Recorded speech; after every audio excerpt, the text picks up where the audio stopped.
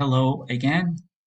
We were talking about professional codes, and we said that professional codes serve four purposes: inspire, guide, educate, and discipline members of a particular profession.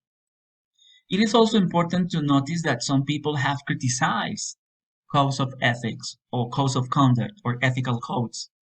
Number one, because they say that something as complex, as critical as ethics cannot be simplified into a code.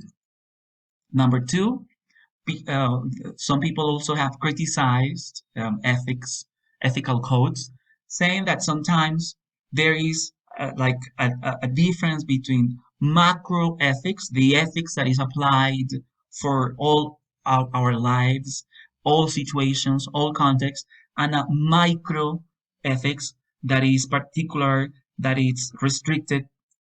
And number three, another criticism that ethical codes have received is that sometimes these ethical codes are more connected to legal or disciplinary consequences and not necessarily um, are connected to ethics and morality.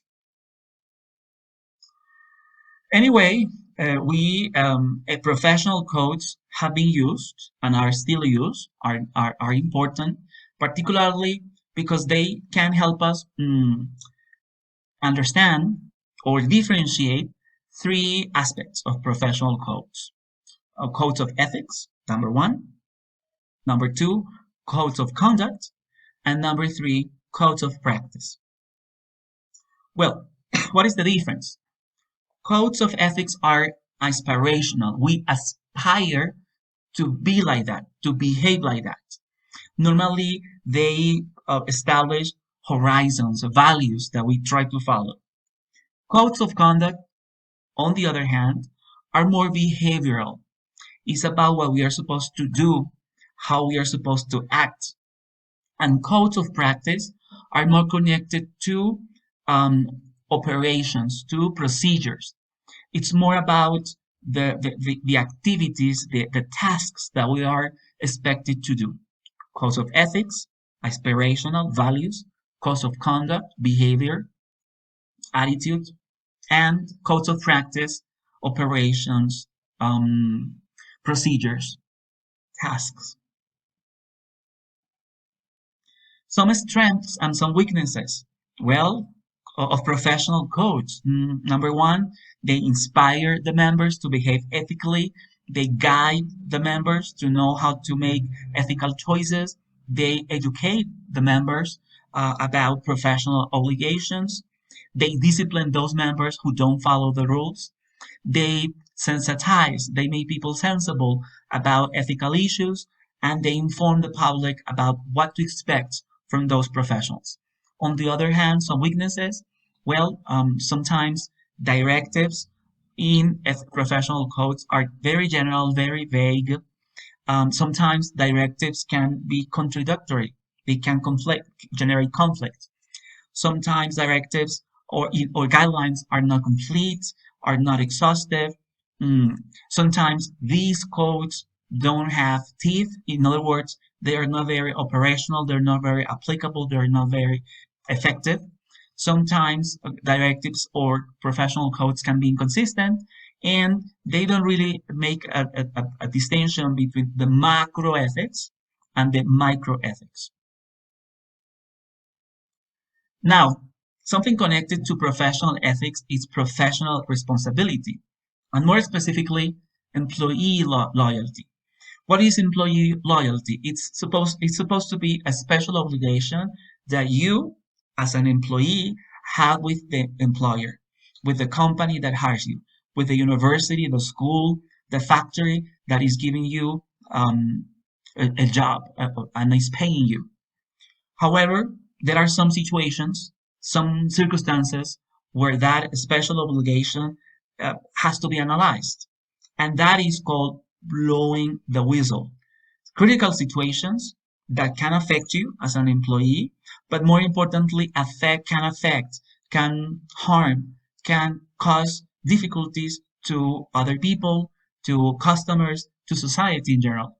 And in that case, then you need to analyze, am I going to exercise and follow employee loyalty, or am I going to um, blow the whistle and to let people, customers, society know that my company, my factory, my school is not doing something well, or is behaving in a way that it's going to cause danger, that is going to impact negatively others. Examples. Let's imagine of employer loyalty. So let's analyze the other case, the employer loyalty. So some employers also have to be loyal to their employees.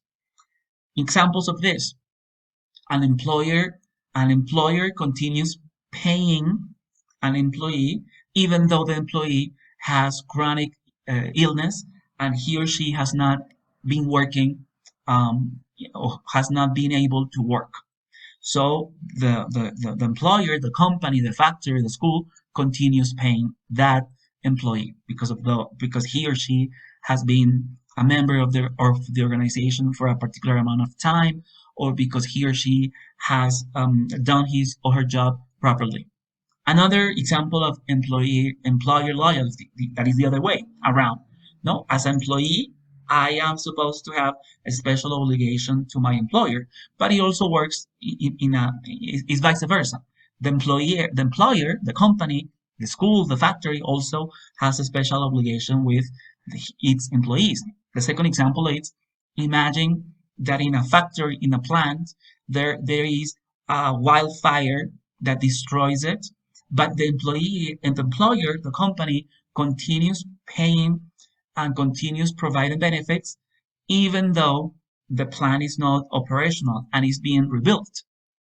So as you notice, employers and employees have some special obligations, but those special obligations can change or should be analyzed in particular circumstances where you need to blow the whistle. Blow the whistle is an expression that is used to mean that you have to alert.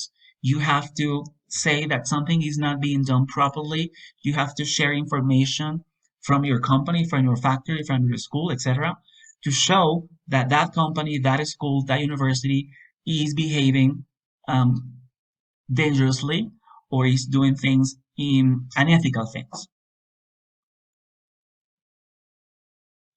Okay, now loyalty is not something that an employee must give exclusively or blindly, because as we are employees, of course, we work for companies, for corporations, for schools, but also as members of society, we have responsibilities.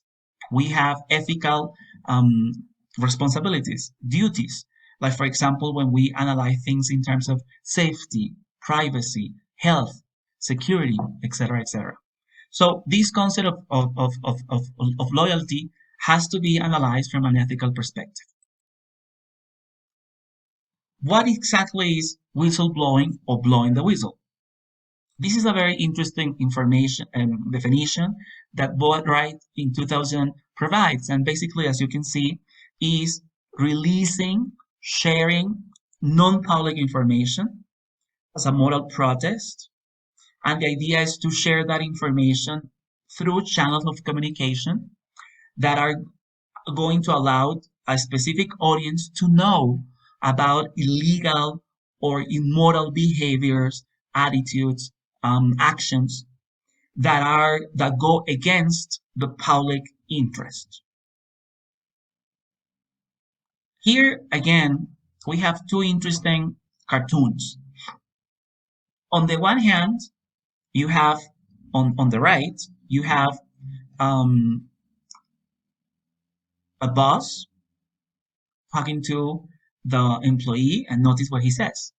As far as I'm concerned, any whistleblower who wants to sell out their colleagues and wreck their career is very brave. Now, what do you want to tell me? So notice that in this cartoon, they're making fun of the situation promoting the importance of being a whistleblower, but at the same time saying if you do it, you're behaving um, in a way that you're attacking your colleagues, you're going to affect their professional lives. So, unfortunately, in some companies, in some corporations, in some schools, they have the double standard. So they say, yeah, yeah, please speak about the problems. Come here and tell me about colleagues, students, or classmates, or people that are not behaving properly. But at the same time, they say, but don't generate difficulties, avoid causing um, conflict. So we have that double standard. That is what the cartoon is making fun. On the other hand, you have you did the right thing, whistleblower. So naturally, we have to fire you. Goodbye. And again, we have this double standard in which you are supposed to blow the whistle to let people know that something is not working or something is not being done ethically. But unfortunately, some days later, some weeks later, or some months later, you are fired from that company or you are penalized. So we need to analyze. Do we need, do we need to do that to put our jobs in danger, to put ourselves in risk? When we notice that our companies, corporations, factories, schools, universities are not doing things ethically, should we let others know? Should we do it publicly? This is a situation that we need to discuss, and we will quickly. So, what is the nature of this whistleblowing act? It's not non-public. The information that you share is non-public. You voluntarily disclose that information, or you let others know it in a because you want to do it, and you present that information to an appropriate audience. The idea is that those people who receive the information can do something, can give solutions. Okay, there are different types of whistleblowing. It can be open, so you explicitly, publicly say things, or it can be anonymous. You privately say things. It can be also internal information that you, or a situation that is managed inside the company, the corporation, the school, or external. You have to go to other companies or other other people, other participants. It can be about you, it's affecting you, or it can be impersonal, it's not affecting you directly, but it will affect other people. It can be connected to the government and to the state, or it can not necessarily be something legal, but it still is a situation that you want others to know. Two situations that generate whistleblowing. It can be an over wrongdoing, so something that an employee, I know that is immoral and illegal. I have informed it, but nothing has happened. Or it can be just a result of negligence. So different people in my company, in my corporation, have failed or have not done things correctly, have not given a proper solution to a situation that I have already um, uh, indicated that is not working. Here you have a good example. Well, I invite you to analyze it when you download the presentation.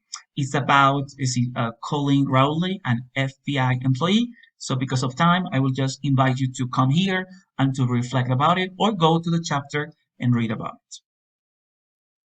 Cicela Buck in 2003, they say that whistleblowing in certain cases can be considered and rejected. And she also says that this should be the last alternative because it has some destructive side effects. Brinkett in 2010 would say that it's whistleblowing, it's something deliberate. It's not an accident. It's something that you do on purpose. Okay, so when is it permitted and when is it obligated? We're going to stop here because I think time is almost up. We will continue in a third and final video.